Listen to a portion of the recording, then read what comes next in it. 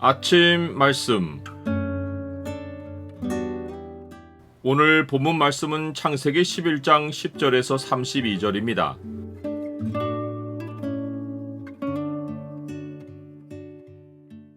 구별된 의인의 계보가 인류 역사를 이어간다. 오늘 본문을 소망의 창으로 보면 노아 홍수 이후 인간 역사의 새로운 시작을 알리는 사건이 무엇인지가 보입니다. 소망의 창을 보여주는 구절은 11장 31절입니다. 데라가 그 아들 아브람과 하란의 아들인 그의 손자 롯과 그의 며느리 아브람의 아내 사레를 데리고 갈대아인의 우르를 떠나 가나안 땅으로 가고자 하더니 하란에 이르러 거기 거류하였으며, 바벨에서 사람들은 흩어짐을 면하고 하나의 사회를 이루고 살려 했는데 하나님이 그들의 언어를 혼잡하게 하시어 하나였던 사회가 혼란에 빠지고 바벨 건설이 그쳐버립니다. 그리고 이 사건 바로 다음에 셈의 족보가 다시 기록되어 나옵니다.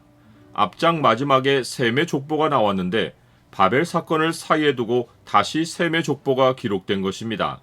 앞에서는 노아의 아들 셈과 함과 야베스 족보가 소개되는 중에 셈의 족보가 같이 나왔습니다.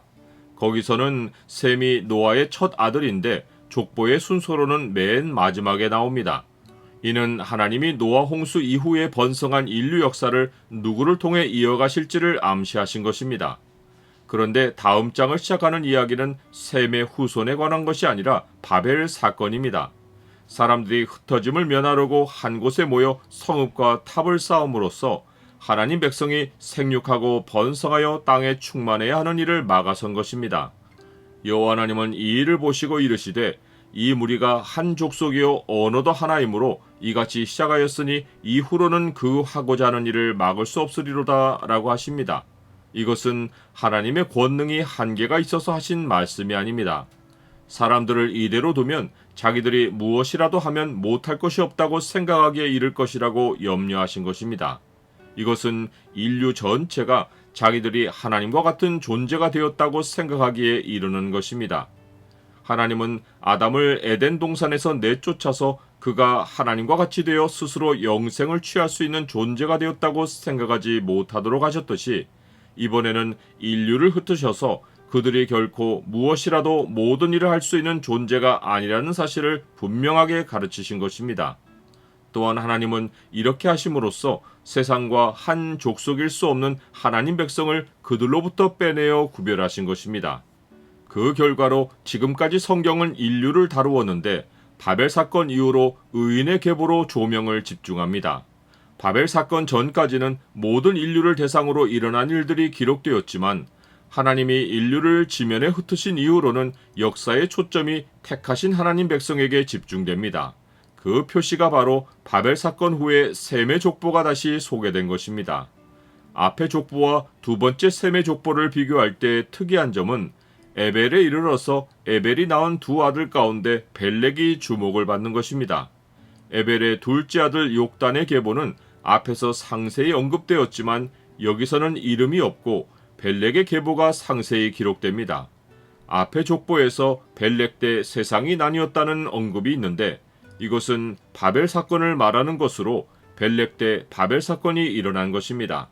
이때 그의 형제인 욕단과 그의 후손은 보이지 않는 의인의 계보로서 세상으로 흩어지고 벨렉과 그의 후손은 보이는 의인의 계보로 조명을 받으며 역사에 등장하여 나중에 이스라엘 나라로 발전합니다.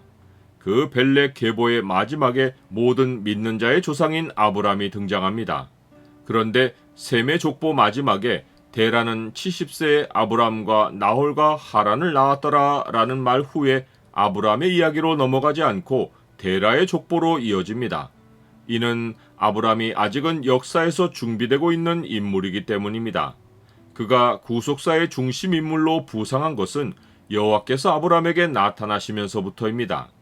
그럴지라도 아브람이 셈의 족보 마지막에 등장한 것은 이제부터는 아브람이 인류 역사를 이어가는 사람인 것을 암시한 것입니다.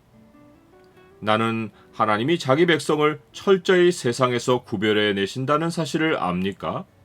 아브람이 인류 역사를 이어가는 사람이지만 아브람이 과연 그 사명을 감당할 수 있는 인물인지 생각하게 만드는 문제가 언급됩니다. 그것은 그의 아내 사레가 임신하지 못함으로 자식이 없는 것입니다. 지금까지 모든 족보마다 누가 누구를 낳았더라는 말이 반복되고 있어서 자식을 낳는 일이 일상에서 아무 문제 없이 일어난다고 생각할 수 있습니다. 하지만 정작 믿음의 계보를 이어가야 할 아브라함에게는 자식을 낳는 것이 큰 고민거리로 자리하고 있습니다. 그러나 다른 한편으로 이것은 아브라함을 모든 믿는 자의 조상으로 세우시려는 하나님의 작정하심입니다. 하나님이 계획하신 일은 보이는 현실로만은 깨달을 수 없고 오직 하나님의 약속을 믿고 인내로 소망할 때 현실로 찾아오는 것입니다. 우리가 소망으로 구원을 얻었음에 보이는 소망이 소망이 아니니 보는 것을 누가 바라리요?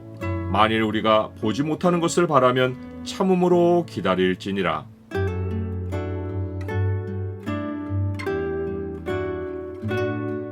주님, 주께서 세상에서 의인의 계보를 구별하시고 구원의 역사를 이어가십니다.